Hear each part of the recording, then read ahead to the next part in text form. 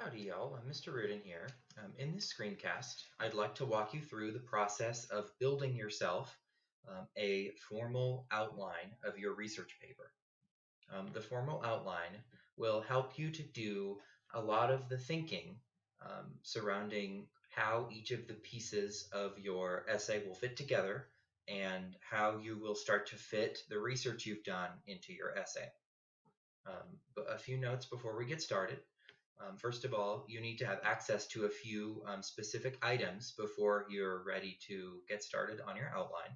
And you need to make sure you have a working bare bones essay plan from 2 weeks ago. And you also need to make sure you have a copy of your thesis nearby. You'll want to be sure you integrate that into your outline as well. And another note, I am going to model the structure of the outline for you here, and I'm going to model a few of the idea relationships between pieces of your paper that might be helpful to you, so you can see exactly how the pieces actually fit together. But I want you to know that I would expect your outlines to be a little more developed and a little more formalized than mine is, because I'm not actually going to write this paper. You are going to write your papers. So I want you to think about this as an example of what I'm asking you to do, but not necessarily a perfect representation of the complexity or the depth of the work you're going to be doing. Starting, of course, with the first thing in every essay, which is the introduction. The introduction of a synthesis essay is pretty consistent with what you've already learned about an introduction for a synthesis essay. So we're going to start with the hook. My essay, remember, all of my examples have been about the concept of tracking and how tracking leads to inequities in education and can worsen the achievement gap. And I want to prove that with research. So my hook should be about education. What I think I might do if I were to write this paper is actually take some pieces from Sir Ken Robinson's video, Changing Education Paradigms. He talks about around 3 minutes. In this video, he talks about this idea of a factory model of education and this enlightenment view of the mind. Enlightenment view of the mind, which was essentially that there are two kinds of people. Oops, which is that? Alt 26. Alt 2.6. So the enlightenment view of the mind essentially means there are smart and non-smart people. There are two groups, and you need to, and society's the education system has a task, and the task is to figure out who the smart people are and send them to college so they can contribute to the economy with their intelligence, and figure out who are the non-smart people so they can, and sort them into a lower rung of society so they can not go to college and do other things that support, that ultimately end up supporting the smart people in society who are doing who are being the innovators of the world. Right? That was the idea, and that made a lot of sense in a factory, in an economic model driven by factory production, by industrialization, by what was going on in the world at the time of the Enlightenment. All right, enough about education philosophy here. Oops, what did I do? I think I want arrow. Okay, cool. All right, I would probably give a lot of that context that I just walked you through here, right? Like context, this view of the mind contributed has been a foundation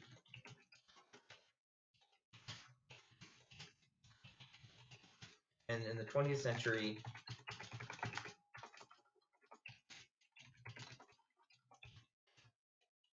for its 20th century iteration was tracking. Something like that is what I would talking about, or is what I would want to talk about. There are some arguments for tracking, of course, but the underlying principle here was that there are some people who were, quote, smarter, end quote, and who would need a certain kind of education, and people who were, quote, not as smart, end quote, and need a different kind of education. So those two things are connected. And then I would probably transition to my thesis, which is a very long thing. I'm going to just take that from another document I have. Here it is. This is my thesis. And I'm going to take that, copy, paste. Wow, that's a long thesis. All right, cool. So we are now hopping all the way down here. I said that the next thing I wanted to do was do some definition. Right, definitions, tracking, and achievement gap. All right.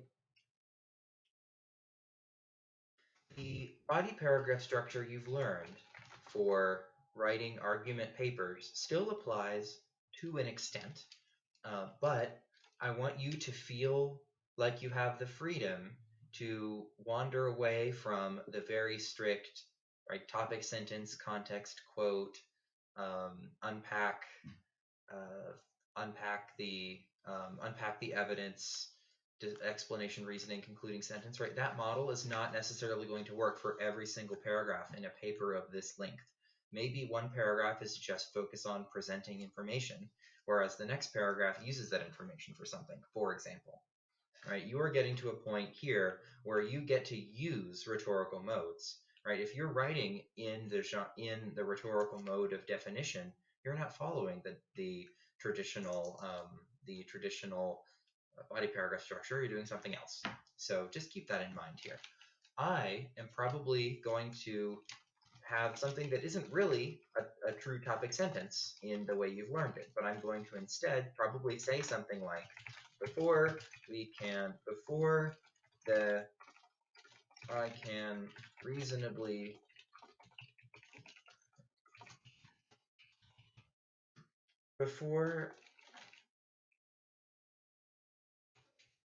links between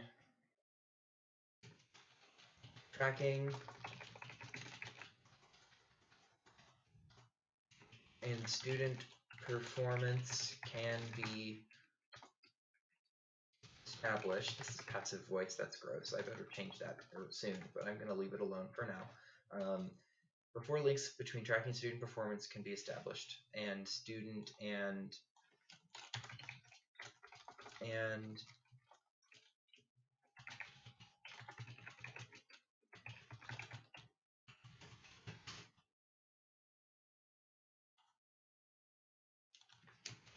public schools can be established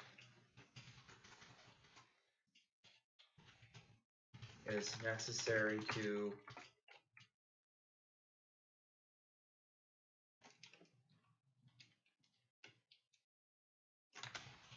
explore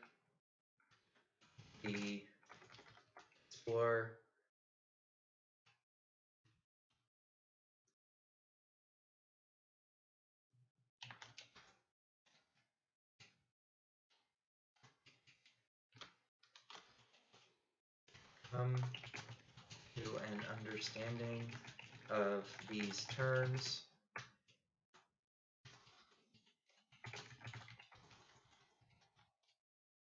to establish an clarity around the meanings of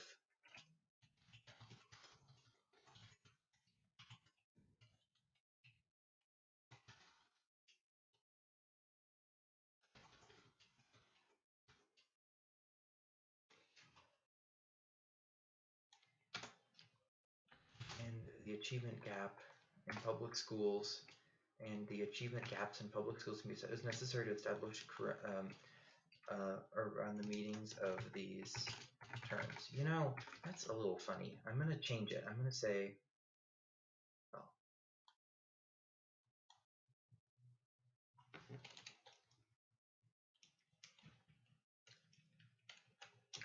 what about this? Multiple perspectives exist.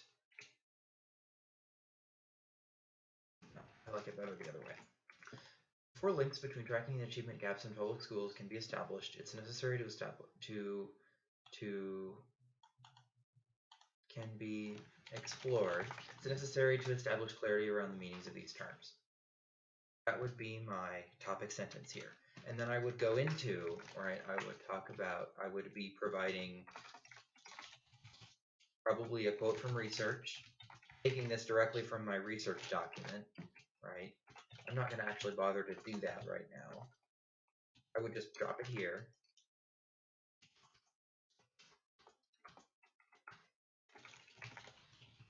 What am I going to say about it? Maybe in light of, maybe I would talk about it in light of another quote. So the two quotes are sort of talking to each other in this evidence unit.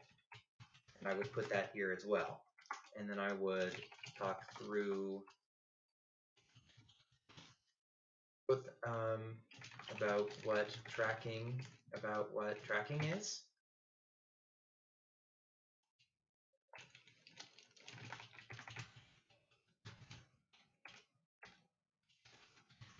And I would want to talk through the agreement or disagreement of what's going on between those two concepts.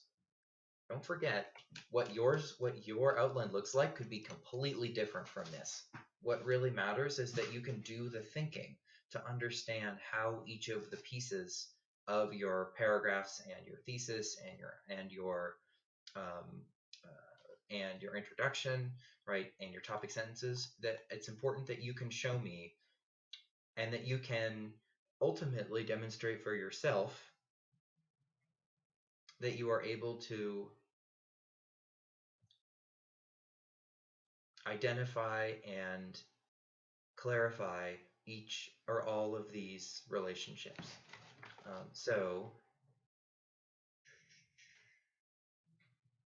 talk through agreement, disagreement, and then I would probably repeat it. About achievement gap, I would want to put it in here, whatever that quote is.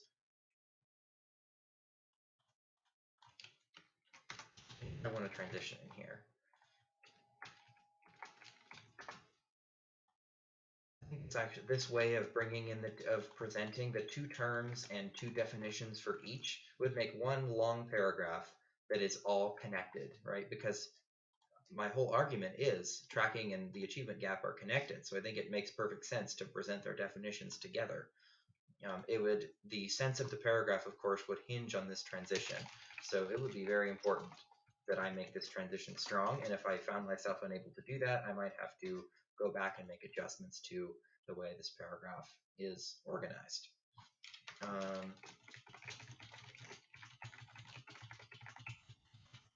I might even end this paragraph on the idea that, like,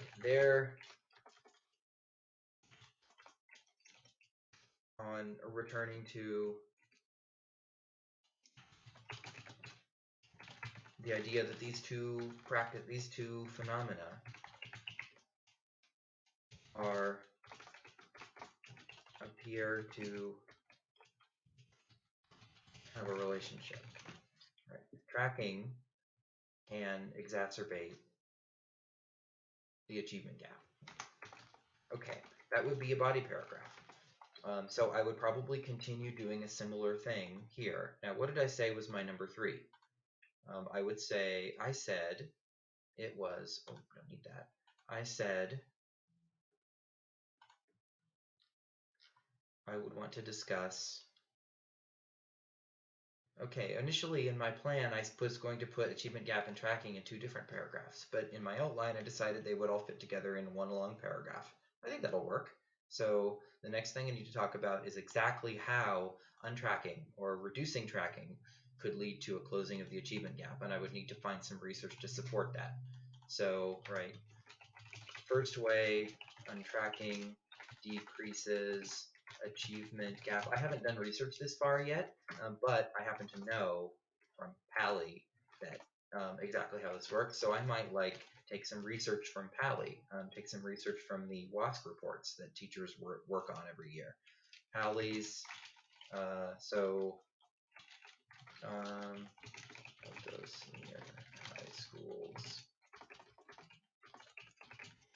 Sorry, and I might go into the some data and some student perspectives. I might present including, right, a student who felt they benefited from not being tracked in English. I should talk about PALI's English department. Remember, 9th and 10th grade aren't tracked at PALI, whereas they are in a lot of other places. So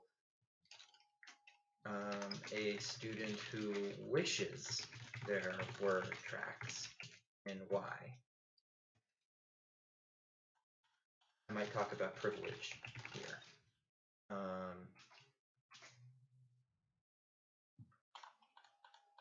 Maybe it turns out that I want to put the student perspectives first and then the data. That itself, maybe for B, I would then like do some synthesis, some really juicy synthesis here. Yeah, there we go. This is continuing, that's A, this is B. I would do some synthesis. What can, zooming out, PALI's experience with untracking English 9A and 10A from 2015 onward tell other schools.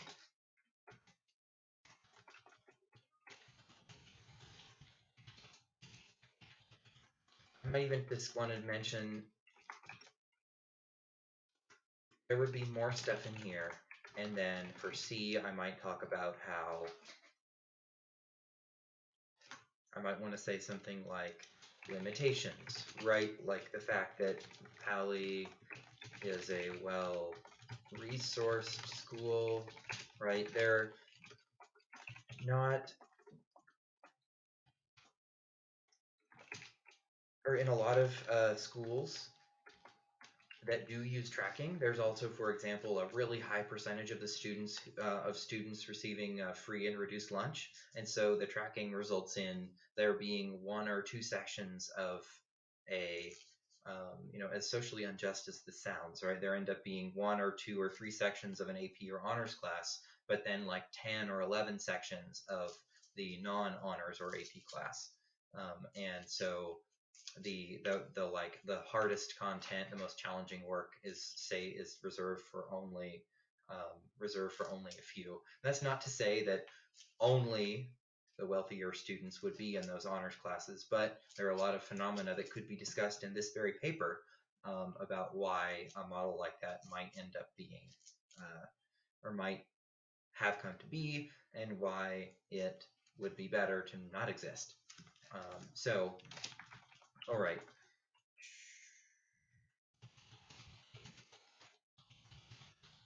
And that may be like talking about example of untracking in a, I would want to be sure I could defend what I was just talking about by saying, by giving some example from research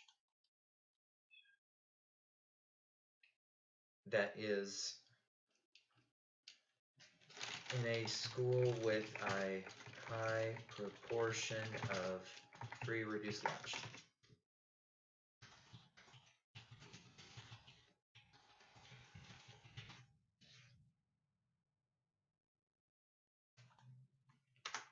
This is actually the second way that I would talk about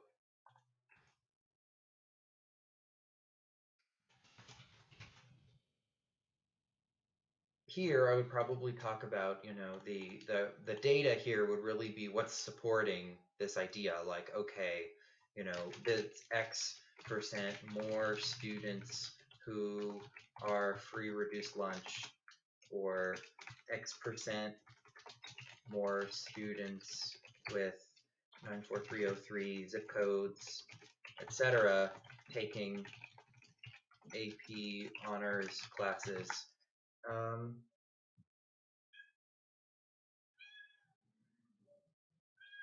So let's see here. All right, that's what really would be the core of my supporting this argument that untracking can decrease the achievement gap. Maybe I would even start with a story. Like, I would tell the story here first, and then I would go into the data. Exactly what happened with the untracking of 9A and English 9A and 10A of Pali, and then we have. So the second way untracking might look something like, I don't know, I haven't done the research, but it would probably look something like this paragraph would end up looking a lot like the previous one. Story of some other school different than Pali. What happened? So narrative followed by data to support the narrative, followed by student perspectives. All right. I can get rid of that.